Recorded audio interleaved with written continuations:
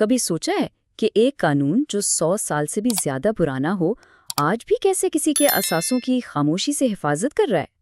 آج ہم ایسے ہی ایک غیر مرئی حفاظتی جال کو سمجھنے کی کوشش کریں گے، یعنی ایڈمنسٹریٹر جنرل ایکٹ 1913۔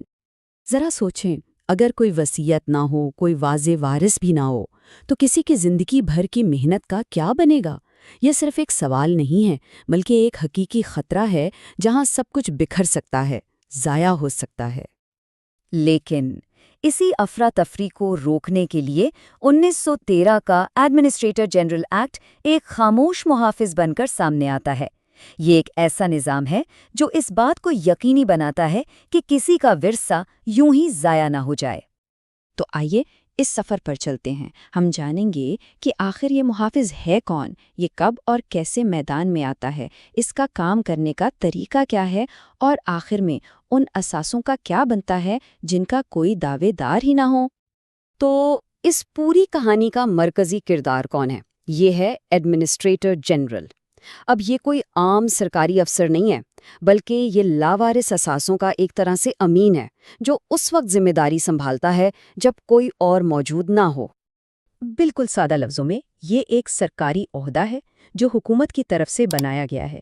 اس کا بنیادی مقصد صرف ایک ہے، مرنے والے کے اثاثوں کو محفوظ کرنا اور انہیں ان کے صحیح وارثوں تک پہنچانا۔ یہاں ایک دلچسپ بات یہ ہے کہ اس عہدے پر کون فائز ہو سکتا ہے۔ قانون اس بارے میں بالکل واضح ہے۔ ایڈمنسٹریٹر جنرل بننے کے لیے قانونی مہارت لازمی ہے، یعنی وہ شخص یا تو ہائی کورٹ کا وکیل ہو یا پھر سرکاری ملازم ہو۔ مقصد یہ ہے کہ ورثے کا انتظام ماہر ہاتھوں میں رہے۔ اور یہیں قانون کی ذہانت نظر آتی ہے۔ دیکھیں، یہ دفتر ایک شخص نہیں بلکہ خود ایک ادارہ ہے، جسے قانون کی زبان میں کارپوریشن سول کہتے ہیں۔ اس کا فائدہ بہت بڑا فائدہ ہے۔ افسر تو آتے جاتے رہیں گے، لیکن یہ دفتر اور اس کی ذمہ داریاں ہمیشہ قائم رہیں گی۔ یہ تسلسل کی ایک بہترین ضمانت ہے۔ تو سوال یہ ہے کہ وہ کون سے خاص حالات ہیں جو اس خاموش محافظ کو حرکت میں لاتے ہیں؟ آئیے دیکھتے ہیں کہ قانون کب مداخلت کا حکم دیتا ہے۔ قانون کی پہلی شرط مالی ہے۔ اگر اثاثے 10,000 روپے سے زیادہ ہوں، جو کہ 1913 میں ایک بہت بڑی رقم تھی، اور انتقال کے 1 مہینے تک کوئی وارث سامنے نہ آئے، تو ایڈمنسٹریٹر جنرل کے لیے کارروائی کرنا لازمی ہو جاتا ہے۔ اور بھی کئی وجوہات ہیں۔ قانون ایڈمنسٹریٹر جنرل کو قرض خواہوں یا دوستوں پر ترجیح دیتا ہے تاکہ غیر جانبداری یقینی رہے۔ اور اگر عدالت کو یہ لگے کہ بھئی اثاثے خطرے میں ہیں، تو وہ بھی اے جی کو مداخلت کا حکم دے سکتی ہے۔ اچھا، تو جب ایڈمنسٹریٹر جنرل ذمہ داری سنبھال لیتا ہے تو اس کے پاس ایک واضح ایکشن پلان ہوتا ہے۔ آئیے ذرا اس کے مراحل پر ایک نظر ڈالتے ہیں۔